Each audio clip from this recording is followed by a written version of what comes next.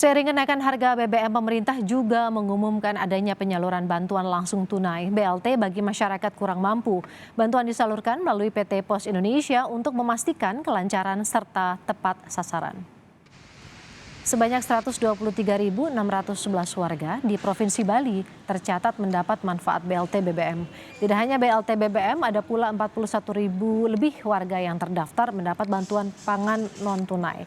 PT Pos Indonesia mulai menyalurkan pada Kamis 8 September 2022. Penyaluran BLT akan dilakukan 2 tahap, yakni pada bulan September dan Desember. Khusus untuk BLT BBM, pemerintah telah mengalokasikan 12,4 triliun bagi 20,6 juta keluarga penerima manfaat. Tugaskan untuk melakukan penyaluran ada 2 jenis ya. Yang pertama namanya BLT BBM. Itu besar uangnya 150.000 per bulan. Dibayarkan selama 2 bulan untuk saat ini September dan Oktober. Di jumlahnya 300.000. Itu yang pertama. Yang kedua ada penyaluran namanya BPNT ya. Bantuan pangan non tunai untuk bulan September. Nah, itu besar uangnya 200.000. Itu yang disalurkan melalui kantor pos.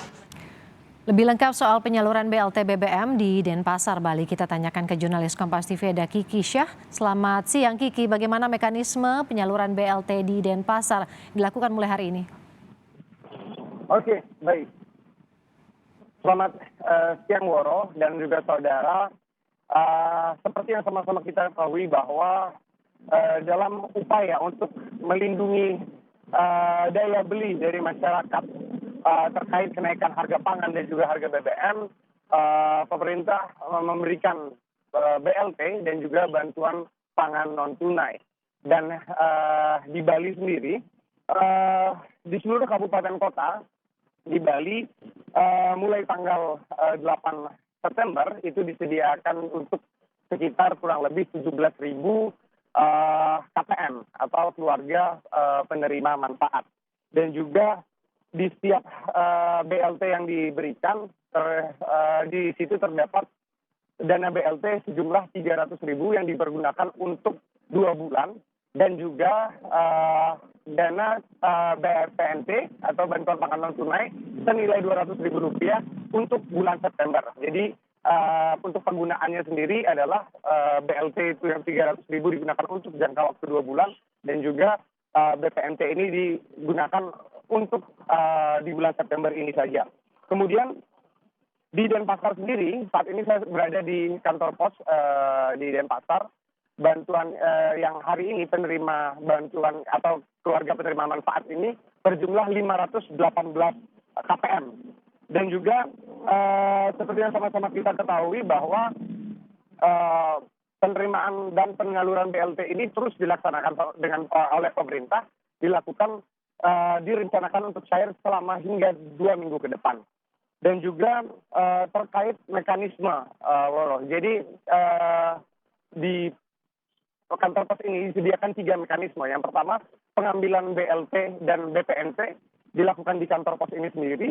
Kemudian yang kedua adalah dilakukan door to door, dalam artian bahwa di sini diperuntukkan untuk masyarakat yang difabel atau memiliki kekurangan.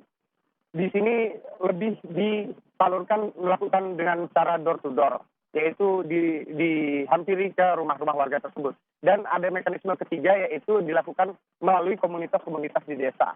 Komunitas-komunitas di desa ini dilakukan dengan cara berkolaborasi dengan kecamatan dan juga beberapa elemen-elemen kalau di Bali disebutnya dengan bendesa adat, juga dilakukan untuk penyalurannya melalui bendesa adat, sehingga penyalurannya bagi masyarakat yang tidak dapat mampir langsung ke kantor pos di Denpasar bisa dilakukan dengan cara diberikan oleh perangkat desa sendiri. Kurang lebih seperti itu, Woro. Dari 3 mekanisme tadi yang Anda sampaikan, PT Pos sendiri sudah siap untuk melakukan penyaluran. Bagaimana tanggapan dari PT Pos sendiri, Kiki? Ya, tanggapan dari PT Pos sendiri adalah sejauh ini dengan mekanisme dan sistem dan sudah fasilitas sarana prasarana yang sudah mencukupi dan memenuhi, kantor pos di Bali khususnya di Denpasar ini menyampaikan bahwa tidak terdapat kendala, mengingat masyarakat melakukan